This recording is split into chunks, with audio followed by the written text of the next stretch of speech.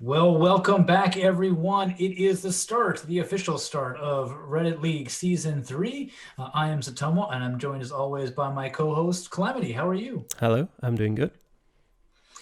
I'm doing pretty great as well. And our special guest this week is Simi, the winner from Division 1 of Season 2. How are you? I'm great, thank you. Yeah, congrats on your win. I'm sure you're looking to defend your title here in Season 3. Do you fancy your chances? Not really, to be honest. Uh, yeah, I think the competition this time around is a lot tougher. Not to knock against my opponents in last season, but just there's a lot of players that I by luck managed to avoid last season, and yeah, it's not looking great for me. We'll see how you do, and we'll see how everybody did in our first week in Uruguay as we jump into Division 1 with the match results. Simi, I'll give this one to you as this is your division to start us off. Let's see, not a win from you here. Struggled a bit in Uruguay. Yes, very much not a win for me. I don't know. I just don't like Uruguay in general. I was playing kind of in a rush, but yeah, all excuses aside, it was very much a gettable seed, and I just missed out on information. So that's very much on me.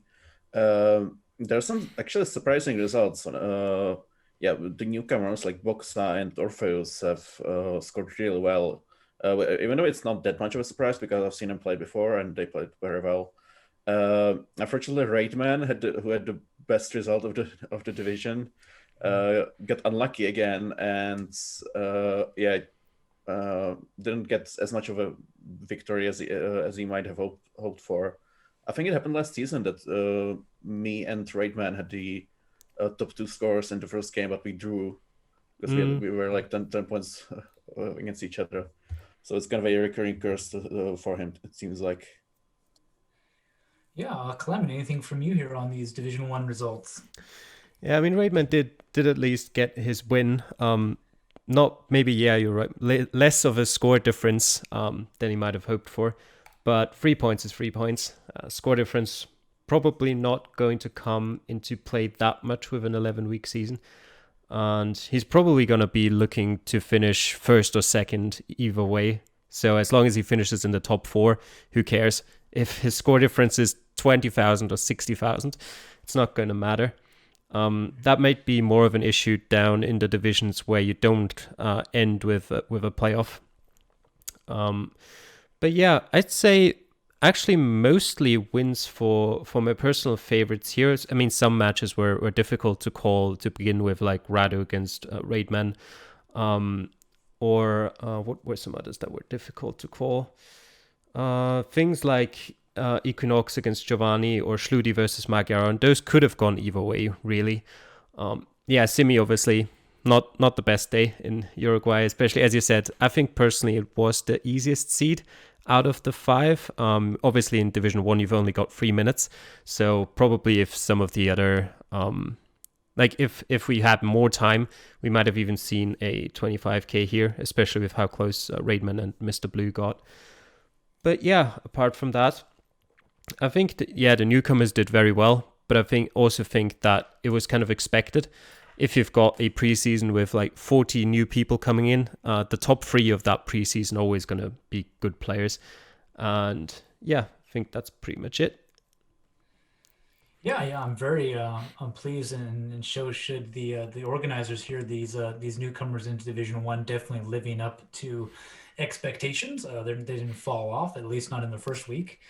So very nice scores from them, and even what is it, Ein Arglu, who didn't get a win this week, did get a bonus point for having one of the best scores out of all the losers. Unfortunately, he went up against Mr. Blue in week 1, so his 24,500 point score is not going to be good enough, which it usually would have been for against most other opponents. But yeah, so after 1 week, the standings are pretty simple. Not a whole lot to look at here. Wins for about half the field and losses for the other half. No draws in our first week. Two people, Einarglu and It's RC or Radu, picking up those bonus points for top scores in the loser bracket with theirs points.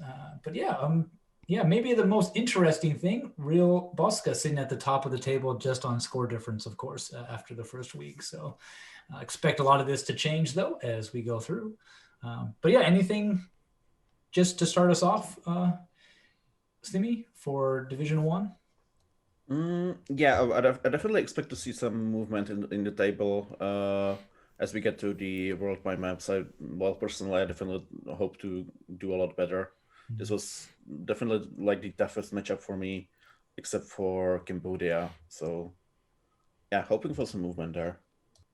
Yeah, yeah. Calamity, any initial thoughts on who we might see in those playoff spots or fighting for the bottom? It's going to be really hard to call for the playoff spots. I think there's a lot of people who I wouldn't be surprised. Like Boxer, I'm expecting to be up there. I'm expecting Raidman to be up there. I'm expecting Mr. Blue to be up there. Maybe Giovanni, maybe Radu, maybe Simi. So that's already, I think, like 6 people I've just mentioned who I'm all kind of expecting to be in the top 4. So 2 of them will definitely have to miss out. And maybe we'll see surprises as well. Orpheus had a good start. Schludi, similar to last season, where I think he started with 3 wins. Starting off with a win here as well, even though he himself, when he sent me his video, called his win lucky.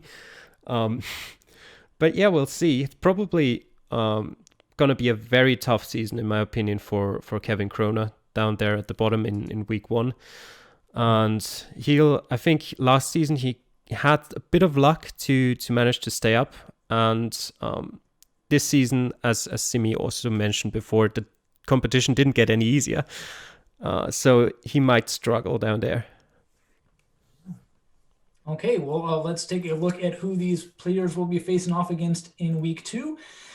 We have probably some big noticeable matchups. Raidman Mucha up against Mr. Blue. That should definitely be a playoff kind of worthy matchup. Definitely might sort things out towards the end. Simi up against Giovanni next week. You fancy your chances in that one on a world map, in fact?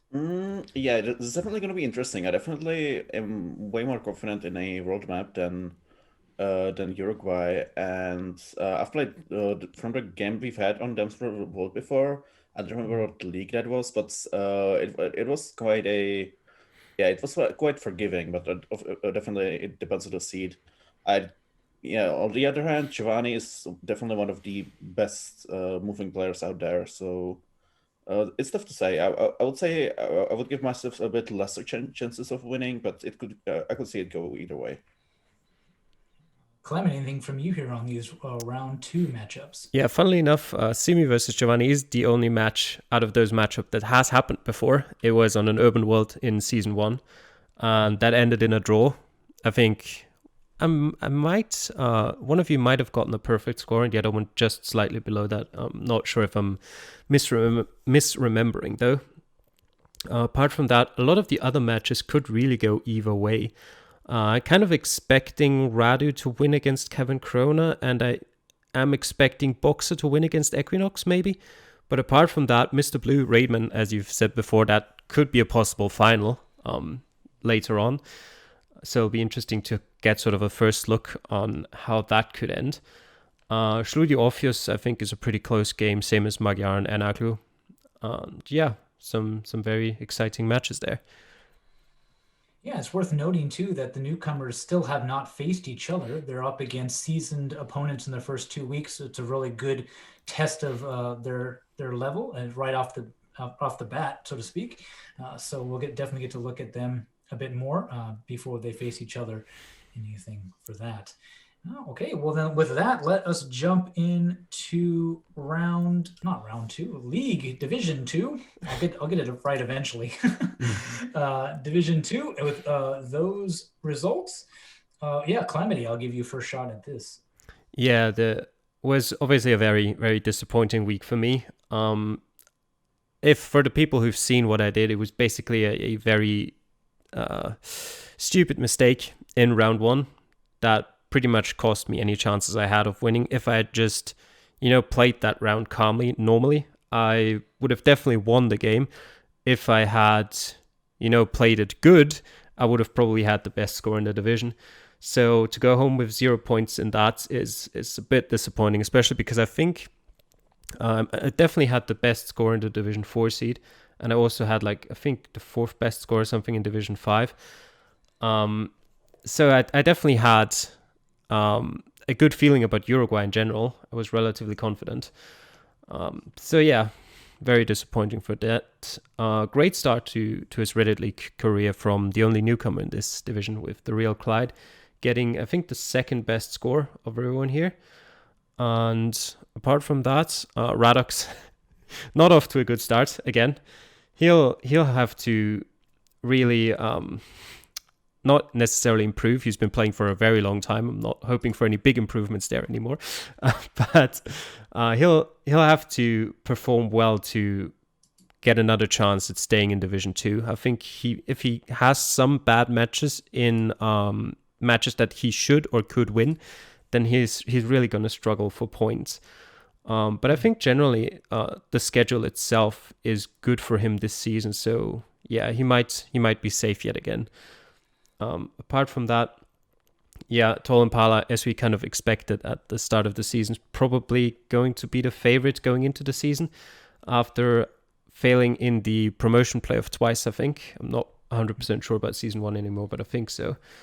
And yeah, kind of disappointing almost from Chicago and Guelo Wizard there. I know Chicago played relatively late, so he might have just not got enough practice in. But yeah, apart from that, not too many surprises, I think. Yeah, I mean, obviously on a practicable map, Tom Paula, a player who's going to put in that practice, doing very, very well, getting the highest score of anybody across all the divisions. Oh, never mind. That's wrong. That was the last one I was talking about. But yeah, 4955, a very good score. Radox and Seppo, yeah, struggling. They were at the bottom of the people who stayed up in Division 2 last season, and they are start off after week 1 at the bottom again. So hopefully that isn't a forecast of what's to come. But yeah, as we move over to the standings, Simi, any thoughts from you here on how the table looks after just 1 week? Well, I think Calamity has summarized it very, very exhaustively. For me, I don't really see any big surprises in the top. Obviously, I expected Tall Impala to do very well. Yes, Chicago Geoguessr and Pile Wizard. I definitely expect them to move a bit up in the table as we go on. Obviously, they could have just had a unfortunate start. As you said, Uruguay is a very practice-dependent map. Personally, I didn't do any, so that was kind of reflected in the result. And I think CG might not have as well. So, yeah. Indeed. Anything from you here, Calamity? Yeah, now it's probably a good time to mention that there wasn't a single perfect score across any of the 5 divisions. There were 4 people, including all of the seeds and not just limiting it to the seed that you were in your division. 4 people that got within 10 points of a perfect score, which were me, Mr. Blue, Tall Impala, and Raidman. I personally think that apart from probably the Division 3 seed, all of the seeds were in theory 25kable, but quite a few of them relied on, getting a bit lucky with pinpointing because it could really go 100 meters either way, and you don't really have much leeway with pinpointing in Uruguay. But yeah, apart from that, the table probably going to change up a lot in the following weeks, especially once we move on to other maps other than Uruguay. But I think, yeah, generally Tall Impala at the top is probably something we could get used to. Also, I think Ice is probably going to have a relatively good chance at getting promoted this season, depending on how his season goes. But I think that could happen. And yeah, as we said, Chicago probably going to be more comfortable on less, samey maps rather than Uruguay as well.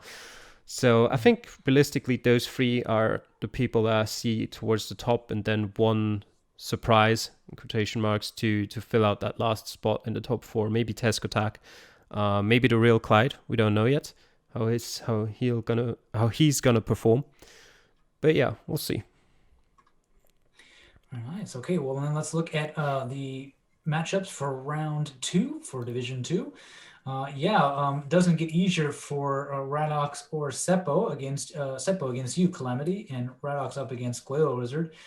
Tall Impala and Chicago Geographer matchup. That should be interesting. Again, another future possible playoff final matchup. So that could definitely be interesting. A decider for the title there. And Ice and Tescotac should also prove to be quite interesting. Anything from you here, Simi, on these matchups? Anything you're looking forward to seeing? Yeah, definitely. I agree with what you said. I think the Tall Impala versus Chicago Geographer matchup is going to be the most interesting to see. I personally, I don't feel comfortable making a prediction that. I think CG is going to be more comfortable on a worldwide map, but also Tall Impala has been doing consistently so well. So yeah, that's going to be very interesting to see. I think Asaru versus Tescotek is going to be interesting as well. Personally, I think I would give the edge over to Asaru, just based on the performances I've seen from them last season. But yeah, it could go either way. And on the other ones, I could feel comfortable calling the favorite as some of them, but it's some of them I'm not really familiar with the players. So yeah, those I'm just not going to comment on that. Yeah, Calamity, you fancy your chances on a world map next week? It's going to be interesting. I generally think I've got more of an edge on national maps as long as I don't make any mistakes, which, well, as proven in the past, is rarely. But I think I've got a chance. There's no easy maps no easy opponents in my opinion in this division. Of course. And I've played against Sebov before in season 1 in Estonia. And I don't really have good memories because in that week I had a top 3 score in all of the 4 division seeds. Yet I went home with 0 points. So I hope to get some revenge in quotation marks there. On the other hand, we've got similar to Division 1, we've got some very close games. There Radox Glailo Wizard, I think it could be very exciting on a world map. Also, as we've said before, Tall Impala against Chicago Geographer, that took place in season 1 on a populated world, which was a dominant win back then for Tall Impala. And the other matchup we've already had is Ice against Tescotac. That took place last season in Brazil, where Ice had just a very poor game. So the 3 points there went to Tescotac. Obviously, that one not on a world map last time, so that could be interesting to see here how that one goes. I think M the Basement a bit unlucky there. It's always really tough to play against Verdok on a world map. We've seen that last season, where probably the only times Verdok and Compilu back then only ever really showed up was on the world maps, where they were almost unbeatable. I think Clyde against Blockchain Prenup is probably the matchup I have like the least knowledge about of how that would go. Obviously, with Clyde coming in 4th in the preseason, with that including 2 world maps, he must have shown up and got pretty decent scores there. And I don't really remember Blockchain really putting in any noteworthy performances on world maps before. So yeah, we'll see how that one goes. Okay, very nice. Well, yeah, it should definitely prove to be interesting. I think definitely Division 2 is probably just as competitive as Division 1. So definitely be fun to watch it unfold as the season progresses. Well, then let's shift over to Division 3 with some probably the most difficult seed of any of the divisions. As you can see by these scores, nobody getting over 20K here. Yeah, Simi, your thoughts? So Petros FTW closed and Max have done well, which I've expected. I was pleasantly surprised by 1234 Car because that's a player I don't really know. So yeah, it's gonna be interesting to see where he goes with that. Not a great week for Hugo, which is a little bit surprising because he's I think the only South American in the league. But yeah, as you said, it was a very difficult seed, and I'm not really in any position to criticize anybody's results this week. And Freckles struggling a little bit, just as he did last season. Hopefully he turns that around. Otherwise, not really any great surprises for me. I'm expecting this table to stay relatively consistent with some movement towards the bottom. Okay, yeah, Calamity. Yeah, Freckles mainly struggling with playing the leg on time there. Yeah, getting a yellow card in week 1 is a bit of a rough one. You have a whole long stretch of weeks to go without making another mistake. So hopefully we don't lose him. So. Yeah, it's about as bad of a start as it can be for people who've been relegated before. We've got 4 people in this division that have been to Division 2 previously, and none of them picked up a single point, with Benica, Slovakoli, Redirect, and Freckles. And what we hinted at as a possibility in the previous show has come true for week 1 at least, in that we've got all 3 of the promotees from Division 4 in the top 4. I think I wouldn't be surprised if if at least 2 of them stay up there towards the end of the season. But I wouldn't place too much importance on these results because, as you hinted at before, it was let's call it a unique seed. Because out of everyone playing the seed, not only down to the people in Division 3, Tol Impala was the only one who got a 5k in round 1, and there was no one who got a 5k in round 2.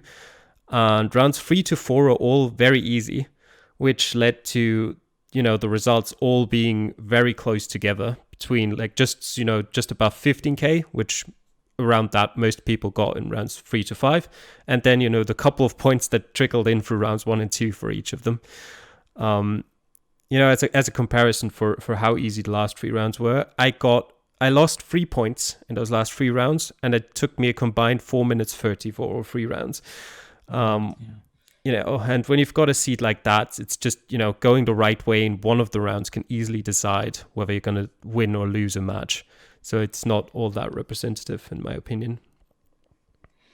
Yeah, I mean, definitely, even with the difficulties, as you mentioned, a lot of these scores still very, very close, between 19 to 17, 16,000. So definitely just, like you said, going the wrong direction on one location could have definitely cost you 1,000 points, which in this case could definitely have been the decider, not only for your matchup, but of getting those bonus points even across the loser bracket there too. So yeah, so let's take a quick look at these standings. Of course, after 1 week, as Calamity mentioned, not a whole lot to read into it. But Simi, anything from you here, and anything interesting pop out to you? No, to be honest, I don't really have much thoughts on these lower divisions because there's a lot of players I'm not really familiar with. But yeah, it's going to be interesting to watch the developments over the coming weeks. Calamity, anything and any additional comments? Yeah, I just wanted to quickly mention that we got to keep an eye on Fios. He looks kind of like unnoticeable there in the middle in 6th place, but he got the highest score in that Uruguay game, and just, he had to play against Simi, who got the 2nd highest score, so they both don't really stand out in the table. But he started picking up steam towards the end of last season in Division 3. And, with having the top score here in week 1, he might actually be sort of a dark horse for promotion in this season. Yeah, definitely. And it's nice to see that Closed and MaxFI carrying over this decent form from Formula G, picking up 3 points in their starting, as well as Patriots being promoted from Division 4 last season, getting things off to the right start with a win in his first week as well. So let's take a look at these matchups that they'll be doing next week in Division 3.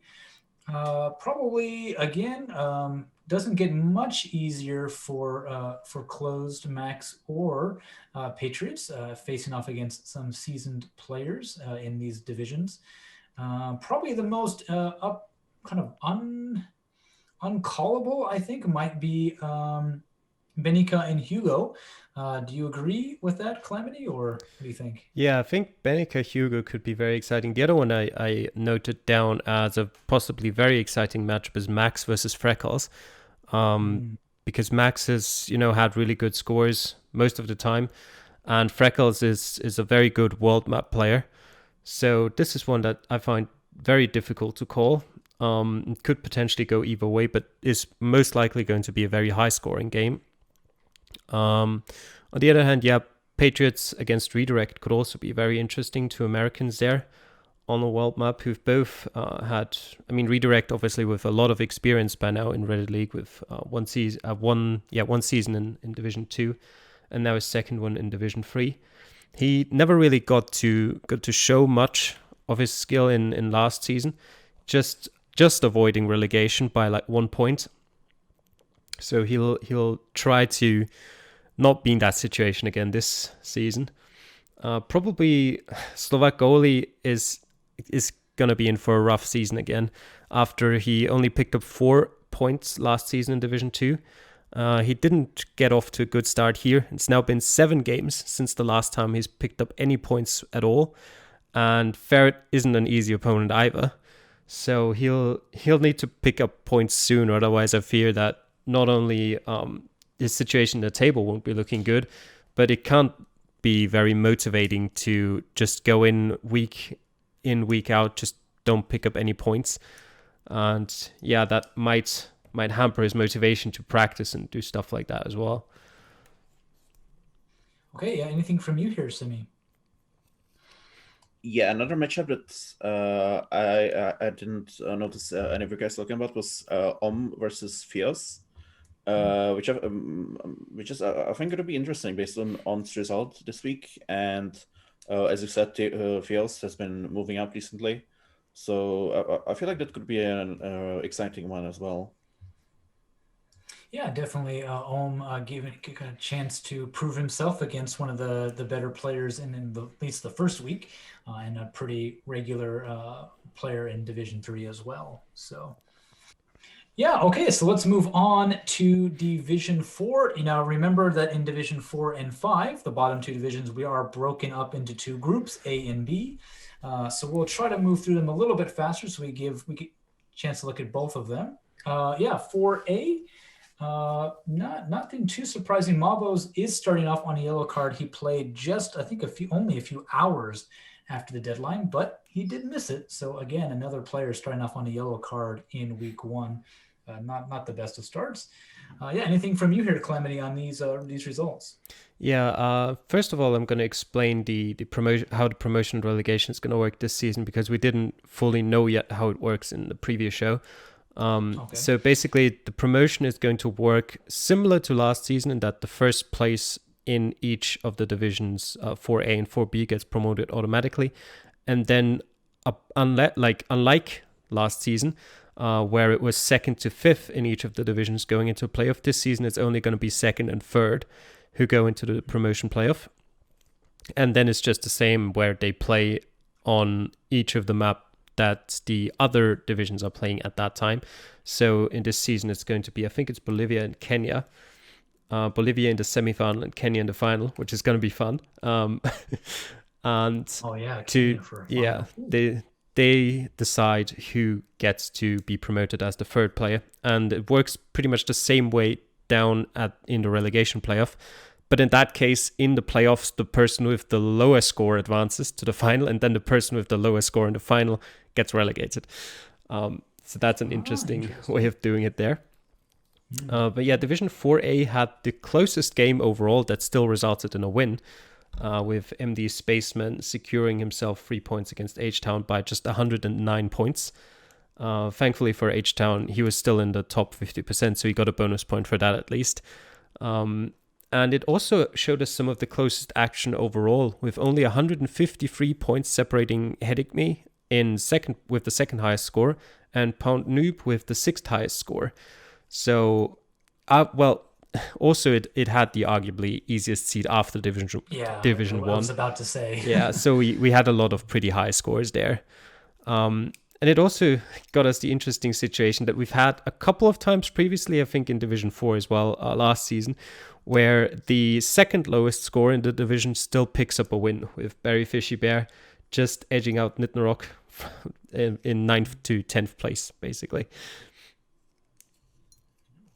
Anything from you here, Simi, in Division 4A? Uh, yeah, as I said, there's a lot of players here I'm not really familiar with, so I don't feel comfortable making any sort of predictions. Yeah, but very very good games for a lot of people. Yeah, I think it has the like lowest sort of difference between the top and the well, quote unquote worst scores. So Yeah. I could definitely see it move in a variety of directions. Yeah, I mean, compared to Division Three, where nobody got over 20K, only one person didn't get over 20K in Division 4A, and a few more in Division 4B. But even those players right there in that 19,000 mark, so pretty close. So yeah, probably one of the easiest seeds overall for that. Yeah, so the table for Division 4A, again, after 1 week, not a whole lot to look at. There are 2 draws in there to give those players a point for that, as well as picking up a bonus point for being in the top of the losers, or non-winners, rather, in this case. They weren't losers, they just drew. But yeah, ICN, Pwn Noob, and Bearfish Bear taking those top 3 spots, at least in the first week. Mabos on the yellow card, along with Wakelock and Nitnarok, off on with no points for them there. The matchups for week 2 in 4A, Calamity. Anything you are looking forward to or might stand out in these? Yeah, I just wanted to quickly. I think he's called LCN, but I'm not entirely sure. It's I'm so yeah, capital yeah, I L's, like I can't really tell, but yeah, okay, yeah. LCN. Sorry. Apart from that, we've got, with kind of the more we move down in these divisions, the less matchups we are going to get that we've seen before. You've actually got exactly 2 matchups in Division 4A and Division 4B that we're going to talk about later, respectively, that happened before, which are for Division 4A Wakelock MD Spaceman and Mabos Nidnorok. And funnily enough, they'll both be in the last week, in week 9. Yeah, apart from that, because we've got so many newcomers, it's hard to, as Simi said, it's hard to really judge or predict accurately how these people are going to be playing against other. Just one fun fact from me there. This division has 4 native English and not 8 native English speakers with 2 Frenchmen mixed in there. So we'll have a lot of derbies in this one. Very nice. Yeah, I think probably what stands out here is maybe Wakelock and Berryfish Bear. Wakelock relegated from Division 3 last season. And Berryfish Bear doing pretty well in a few tournaments. He's kind of been showing up a bit here and there and putting up some decent numbers. Not in the first week, unfortunately, but he'll be looking to bounce back against a pretty seasoned opponent here for that one. Yeah, so let's jump over to Division 4B, where you can finally see my name way down here at the bottom. Did pretty well, but unfortunately I drew against Deep Thought. Anything from you here, Simi? Anything that, again, pretty good scores overall? Oh yeah, definitely. You guys did play on the same seat, right? Yep. Yes. Seed. So 4B is the same seed as 4A. Yeah. Yeah. So yeah, again, not a lot of variation here. Yeah, still the snake on top. I've seen him play a lot. Definitely a good player.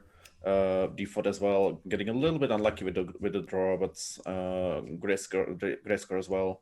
So yeah, again, there's a lot of players I don't know, so I don't really feel confident making predictions. But yeah, definitely expect to see those 2 at the top, pretty consistently.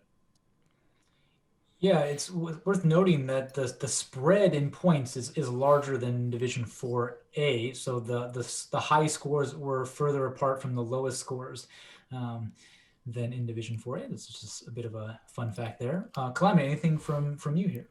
Yeah, they were further apart, but not by much. The lowest score in Division 4B was 19,512, and the lowest in Division 4A was 19,659. Admittedly, Division 4B had a few more really high scorers, with Steelers, Nick, Deepfall, and you over 24-8, which no one in Division 4A managed to do. Apart from that, the matchups I mentioned before, although I'll just mention it now, that we have seen before are you against Noisel and Deepfall against GRH77. Yeah, I mean, Neusel had a pretty poor first week, so maybe you can get your revenge. I don't know. Did you lose last Well, time? because last time if you looked at it, if we had played each other on different weeks, I would have almost always beat him. And then the one week I actually played him, he beat me. So it was Yeah, like, oh, typical. come on. So of course, so yeah, I'll definitely looking to get a little bit of revenge there next week. So Yeah, but apart from that, it's kind of interesting to me how we like most of the newcomers in this division were sort of around the middle. Of course, we had Steel the Snake on top, but then kind of like the old guard, to call them, GRH and Neusel kind of at the bottom, and Deepfort, Zotomo, and Porksticks kind of at the top, and the newcomers sort of slotting in the middle there. But yeah, I wasn't really surprised by any of the results here. Like the most surprising thing probably was your performance.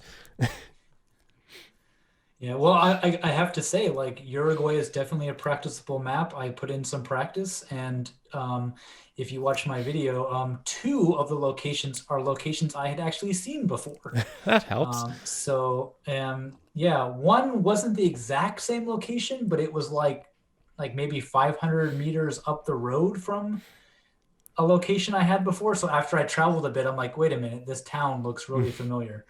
Um, so yeah, that really helped with that. Of course, my pinpointing not the best, so I still dropped points. But yeah, helped me stay above 24-8 for sure, and kept me in competition with Deep Thought. So I'm just happy I put in about half a dozen or so practice games. So for the standings, real quick, not a whole lot we can draw again from these after only 1 week. But yeah, Deep Thought and me drawing puts us both in the middle, despite having overall high scores. Steal This Nick, Pashtetli. I have to practice saying all these names too. Pashtetli. Pashtetli and Polybos running out those top threes after just the first week for them.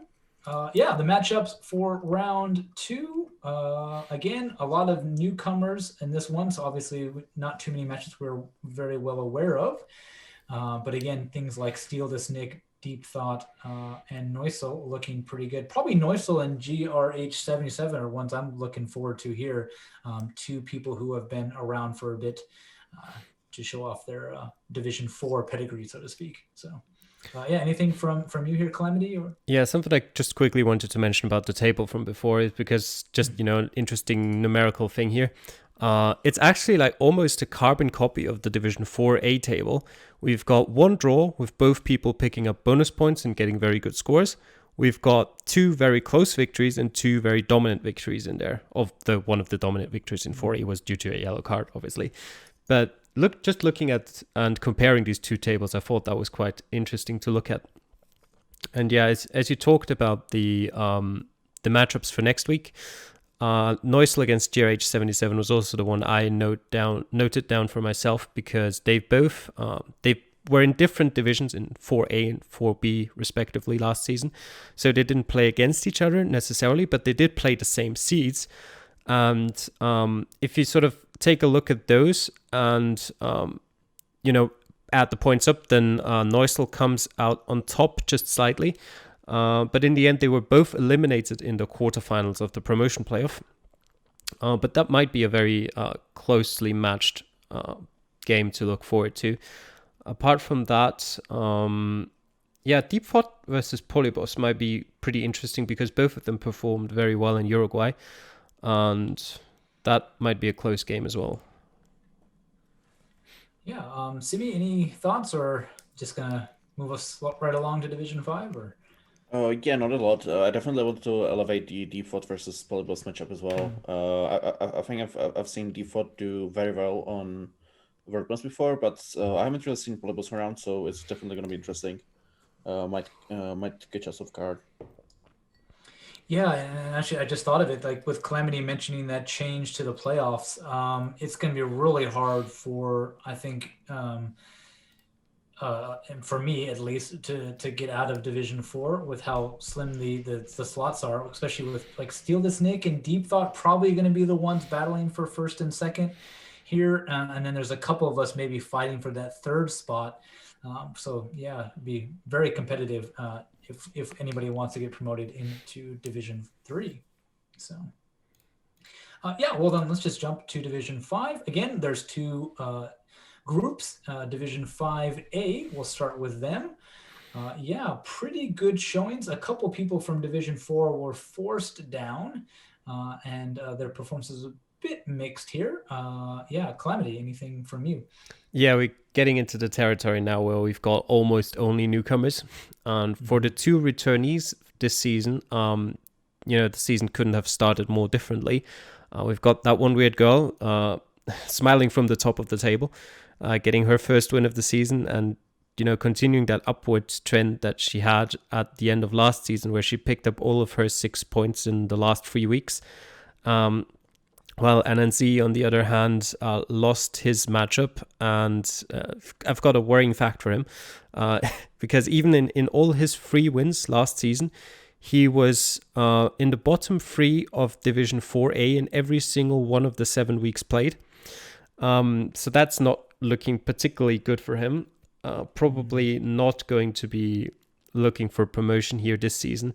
He's probably going to have to worry about staying in the Division 5 as a whole, because from this season onwards, I think, I don't know if Schmingo's actually put that in the rules yet officially, but I think I remember us talking about that there will be a couple of people that will get relegated from Division 5, and I think they'll have to sort of re-qualify through the playoff or through the preseason games next season if they want to keep on taking part in the competition. So that's probably his main priority, not staying in sort of the bottom places there. Also, something that's very interesting to note here is that, which we'll see going forward to Division 5B in a second as well, is that the Division 5A average score is over 2,000 points higher than the Division 5B average score, which is quite interesting. I've obviously, there was one yellow card and one person who had internet issues and sort of played but got 0 points, and I've already taken those out of the equation.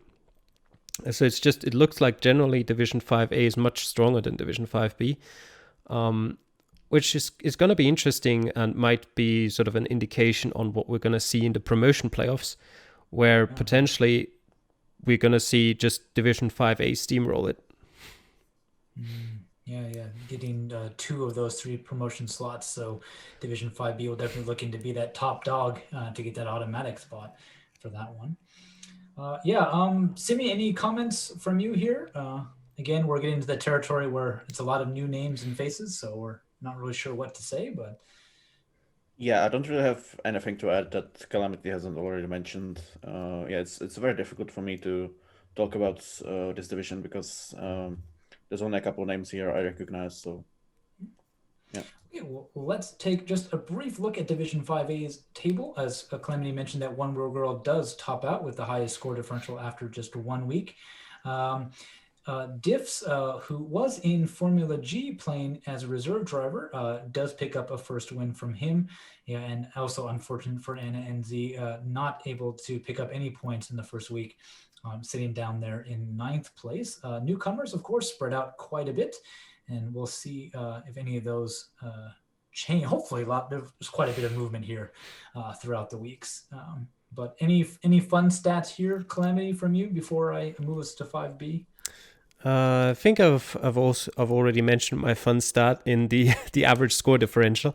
But just to add to that quickly, because of the matchups, there's no people in this division that have played each other before, at least not in Reddit League, obviously, which basically just says that one weird girl and NNZ they haven't played each other before.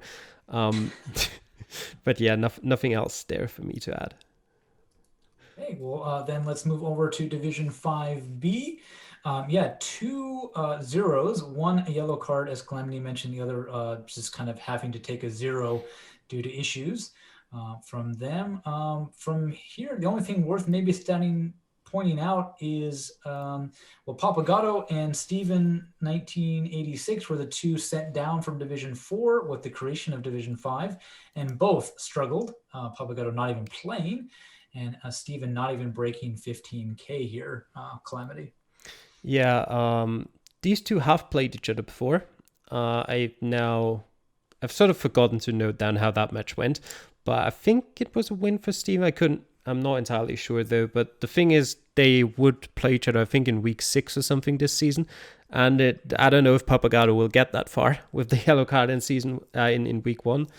With the other 2 yellow cards from Mabos and Freckles, we've heard, or at least I've heard, that it was just, them forgetting about it somehow. They've both written that in Discord, and I just haven't heard anything from Papagato. So, well, as far as we know, he might just not be competing anymore. So I'll mention it again if it does come to that match, but for now I don't think it's that important. And yeah, as I've said before, scores a lot lower in this division than in Division 5A, with just, no one really putting in a score above 22k. It was probably one of the hardest seeds, but still it wasn't that hard of a seed. And we'll see how the score differential that we've now got with the 1 yellow card for Papagato and the 0 points for Faraban is going to come into play, because that means we've got very high score differential differences here between these players. And we'll see if that matters towards the end of the season. Yeah, I mean, if I had to make a guess, I think especially at Division 5, it might make quite a big difference here, with people probably swinging a lot more, like good weeks to bad weeks and whatnot. So we'll see. We'll see how it works out. So the Division 5B table, not a whole lot we can talk about. The 2 returnees from last season, starting off towards the bottom of the pack there, not doing too well. One person managing to pick up a point there, Vincenzo, for the best of the losers, so to speak, getting that 1 point, boosting him up to 6th. But I actually forgot to talk about the matchups for week 2 in Division 5A, but we'll talk about them together here in 5A and 5B. First, 5A probably has the most interesting matchup of all of them, given that One World Girl and Anna NZ play each other. Calamity? That's the standout? Yeah, that's pretty much the standout there. Not necessarily in terms of the match that will probably get the best score. I think we've got some others for that. But just as the matchup that's going to be the most, let's say, interesting story-wise, but for both of them, a pretty important matchup. If that One Weird Girl wins that one against NNZ, she's off to a great start, and she might have a good chance of at least, retaining her spot in Division 5. And NNZ, he's gonna need a point there, I think. I think if he doesn't get a point there, it's going to be a really rough season for him. Especially, I think he's generally struggled most in national maps. So here on the world map, he's got his chance to pick up some points, and he's going to have to make use of that chance. Apart from that, I've looked at it. I've looked at the matches, and most of them, I think, are sort of a matchup between one person who got 3,000 points more in Uruguay than the other person. So we've not really got any that were too close in Uruguay. But yeah, on a world map, I'm personally expecting some very close matchups there. Obviously, it's the start of the season. I get to say this now, before it gets too boring of me saying it every week. It'll depend a lot on the seeds. Especially with the map that we're going to talk about after we've talked about Division 5. You can get some very tricky and tough seeds, but at the same time, it could also be a very easy seed, and I think the scores are going to reflect that. Good. Okay, and then briefly looking through Division 5B matchups, Steven and Papagato do avoid each other. Papagato hopefully will be able to play and not lose out on this one. But again, lots of new names. We're not really sure what all to expect, but we do hope that somebody, especially on a world map, puts in a strong performance to give us some talking points for them next week. So, we're not done quite yet, because despite all what we've done, we still got one more thing to do. And as Calamity mentioned, we're going to take a look at this map we have for next week, we have Dams of the World, 2,799, sorry, locations. As this map designed by 24,999. Apparently a joke on missing 1 point in every single game he plays. Will be that for him. It's a pretty difficult map. The average score only about 10,000. It's been played just over 4,000 times with, like I said, 2,700 locations or so, and 129 likes. Yeah, I know, Calamity, you've been practicing. Simi, have you been putting any practice on this map yet? Not yet. I'm familiar with the map. We've played it before on. I don't really remember what league that was, but we've definitely played it before, and we had kind of a very all or nothing seed. Like we had some locations that were completely in the middle of nowhere, but we also had some very easy locations. So yeah, as Clement said, it's gonna be very seed dependent. I feel like. Okay. Yeah, Clement, anything from you here on this map? Yeah, I think generally the middle of nowhere locations outweigh the very easy, obvious locations. I did have one location on Hoover Dam in practice, but apart from that, lots of Japan, lots of South Korea, Thailand, Russia, but also lots of like Portugal and Spain. Surprisingly little. I think I got one location in practice in South America. But yeah, generally, if you get a tough seed, it's going to be really tough.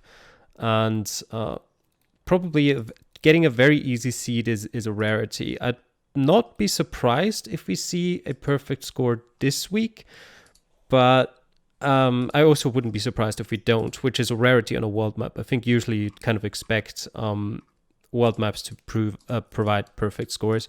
But I think it actually plays more like a remote world, if people remember that from season 1, in that, most of the locations are very far out there, and you usually have to travel quite a distance as well, just, by the way of where dams usually are located, to get to some good information. Yeah, definitely. I'm happy that I've played like 2 or 3 practice maps now that Japan has showed up quite frequently. So I hope that my at least my kanji reading skills can be put to good use, and maybe I can pick up a win next week. But yeah, I've definitely been enjoying it. The few practice games I've had. Sometimes you get really weird so-called dams in quotation marks where they're like just water control features, maybe more than actual like what I think of a dam, but technically it is a dam, so got to give them that. But it's I think it's just a really cool theme map that will play, as you said, as kind of a rural or at least non-urban world map, given the locations. But I think the one cool thing is a lot of these things have a chance at being points of interest on the map. So if you're able to at least narrow down a small region, you might just be able to find the name of it or see a dam at all just pop up as a pinpoint, and then be able to check that out from there. So that should be an interesting twist to the map this time around. So well, thank you all for watching. It's been quite a long one. Yeah, we have 5 divisions to get through this season, so expect these to run a little bit. But don't worry, we will put some timestamps in the videos for you so you can jump to your favorite divisions or to your own division if you're a player and catch that out. But definitely don't forget to catch the map at the end. Yeah, and we'll see you all next time. Take care. Bye. Bye.